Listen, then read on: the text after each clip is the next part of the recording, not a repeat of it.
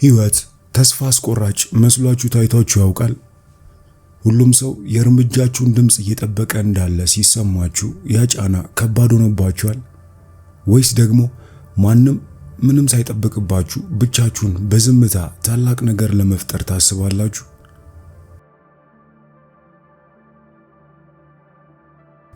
ዛሬ የምንነጋገረው ስለዚህ ኃይል ነው። በዝምታ የመጓዝና ማንም ሳይጠብቃችሁ የማምለጥ ኃይል። ብዙ ጊዜ ስኬት ሲነገር የምንሰማው በታላላቅ ዝግጅቶች፣ በጩኸትና በጭብጨባ የታጀበውን ነው። ሰዎች ሲጀምሩ ያወራሉ፣ ሲራመዱ ያወራሉ፣ ሊደርሱ ሲቃረቡ ደግሞ ይበልጥ ድምፃቸውን ከፍ ያደርጋሉ። ይህ የራሱ የሆነ ቦታ ቢኖረው፣ ሌላኛው ብዙም የማይነገርለት የስኬት መንገድ ግን በዝምታ የተሞላው መንገድ ነው። ማንም ሳያይ፣ ማንም ሳይገፋፋ፣ ማንም ታላቅ ነገር እንድትሰራ ሳይጠብቅብህ ዝም ብለህ መስራት፣ መገንባትና መሄድ። አንዳንድ ጊዜ በሕይወት ውስጥ ትልቁን ለውጥ የምናደርገው ወይም ማምለጥ የምናስመዘግበው ማንም ትኩረት ሳይሰጠን ሲቀር ነው። የሰዎች አስተያየት ሳይበግርህ፣ ውሳኔያቸው ሳይደልልህ፣ ወቀሳቸውም ሳያስቆምህ የምትሰራበት ጊዜ። ይህ መንገድ የብቸኝነት ሊመስል ይችላል፣ ግን የጥንካሬና የትኩረት መንገድ ነው። ህብረተሰቡ ብዙ ጊዜ የሚጠብቀው ነገር አለ። በወጣትነት ትምህርትን እንድትጨርስ፣ ጥሩ ሥራ እንድትይዝ፣ ትዳር እንድትመሰርት፣ ልጆች እንድትወልድ እና ወዘተ። እነዚህን ሁሉ የተቀመጡ መስመሮች አሉ።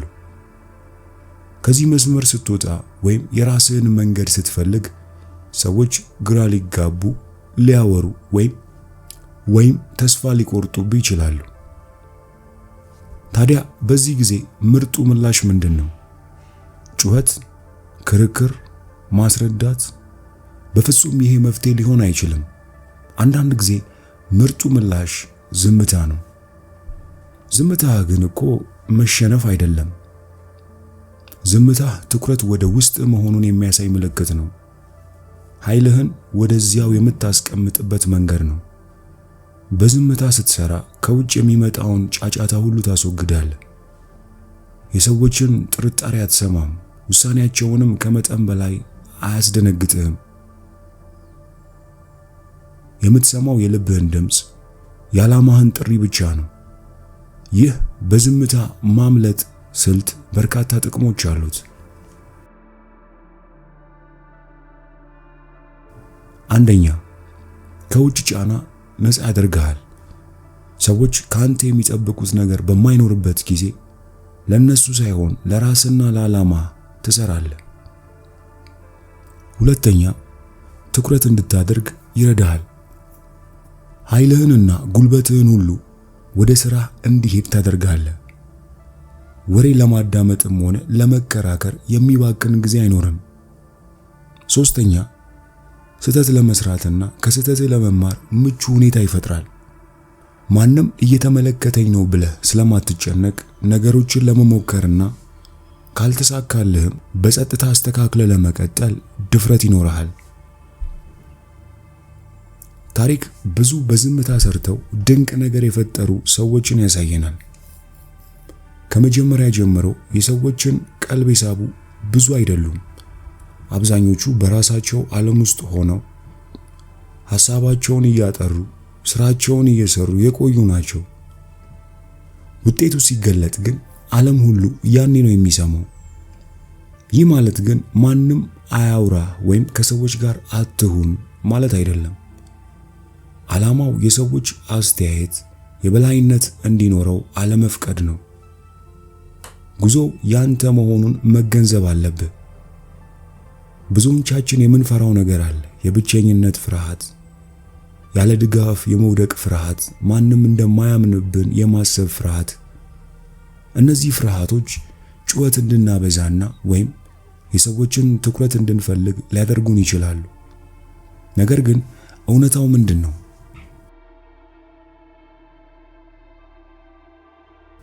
በጩኸት ውስጥ ብዙ ጊዜ መናገር አለ።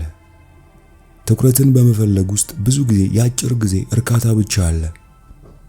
እውነተኛው እርካታና እውነተኛው ጥንካሬ የሚመጣው ከውስጥህ ነው። ራስህን እመን። የምትሄድበትን መንገድ አጽና። በሂደቱ እመን። ትናንሽ ድሎችህን አክብር እና ከሁሉም በላይ ደግሞ በዝምታ መስራት ያለውን ኃይል አቅልለህ አትመልከት። ይህ ማምለጥ የምንለው ሂደት ድንገተኛ አይደለም። የብዙ ጊዜ ዝግጅት ውጤት ነው። በሌሊት የተሰሩ ስራዎች፣ በማለዳ የተደረጉ ልምምዶች፣ የተነበቡ መጽሐፍት፣ የተወሰዱ ስልጠናዎች፣ የፈሰሰው ላብ፣ እነዚህ ሁሉ ሲደመሩ ውጤት ይሆናሉ እና ያ ውጤት ሲገለጥ የቱንም ያህል በዝምታ ቢሰራም ጮክ ብሎ ይሰማል። ስለዚህ አሁን የት ነህ? የምትሰራው ነገር አለ? የምትደርስበት ቦታ አለ? ማንም እያየህም ይሁን አይሁን፣ ማንም እየጠበቀህም ይሁን አይሁን፣ ጉዞውን ቀጥል። በዝምታ መስራትህን ቀጥል። ማንም ሳይጠብቅህ ለመድረስ ተዘጋጅ። አስታውስ፣ ታላላቅ ነገሮች ብዙ ጊዜ የሚፈጠሩት ከትኩረት ብርሃን ርቀው ነው።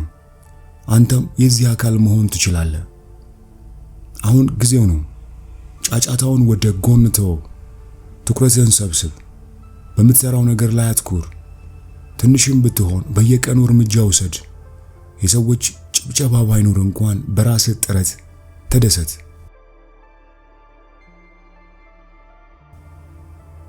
ስለዚህ የዛሬውን ቪዲዮ ስንቋጨው ከዛሬ ጀምሮ አንድ ነገር አድርግ። ማንም ሳያውቅ ለራስህ ብቻ የምትሰራውን አንድ ነገር ጀምር። ሐሳብህን ወደ ተግባር ቀይረው። የምትማረው አዲስ ነገር ሊሆን ይችላል። የምትጀምረው ትንሽ የጎን ፕሮጀክት ወይም ቢዝነስ ሊሆን ይችላል። ወይም ደግሞ በግል ህይወትህ የምታደርገው ትልቅ ለውጥ ሊሆን ይችላል። አሁኑኑ ጀምረው። ይህ የዝምታ ጉዞ መጨረሻ ላይ የሚያስገኝልህ ሽልማት ከማንኛውም ውጫዊ ዕውቅና የላቀ ነው። የራስህ አቅም ምን ያህል እንደሆነ ማወቅ በራስ መተማመን መጨመርና ታላቅ ነገር መፍጠር እንደምትችል ማረጋገጫና ማሳያ ነው። ያ እውነተኛውና ዘላቂው ሽልማት ነው። አሁን ሂድ፣ በዝምታ ስራ እና ማንም ሳይጠብቅህ ወደምትፈልገው ቦታ አምልጥ። እናንተ የጸጥታ ልምምድን እንዴት እንደምትጀምሩ ወይም ምን አይነት ልምምድ እንዳላችሁ እስኪ ጻፉልኝ። ለምሳሌ ዛሬ ጠዋት 5 ደቂቃ ጸለይኩኝ ወይም አሰላሰልኩኝ፣ ይህም በጣም ጥሩ ስሜት ነው። ወይም ማታ ከመተኛቴ በፊት ስልኬን ማራቅ ጀምሬያለሁ በማለት ኮሜንት ላይ ልትጽፉልን ትችላላችሁ። ነገር ግን አሁኑኑ ጀምሩ። ምንም ያህል ከባድ ቢመስልም ዝምታን ማለትም ጸጥታን መለማመድ ይቻላል እና የህይወታችሁን ጥራትም በእጅጉ ይለውጠዋል። እስከዚህ ቪዲዮ መጨረሻ አብራችሁኝ ስለቆያችሁ እጅግ አመሰግናለሁ። ይህ ቪዲዮ እንደጠቀማችሁ ካመናችሁ ለወዳጅ ዘመዶቻችሁ ሼር አድርጉት።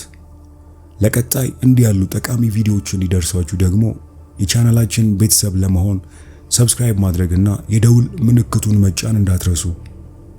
ደህና ቆዩ። ዝምታን ተለማመዱ። ውስጣዊ ኃይላችሁን አግኙ። ህይወታችሁንም ቀይሩ። በሌላ ቪዲዮ እስከምንገናኝ ድረስ መልካም ጊዜ።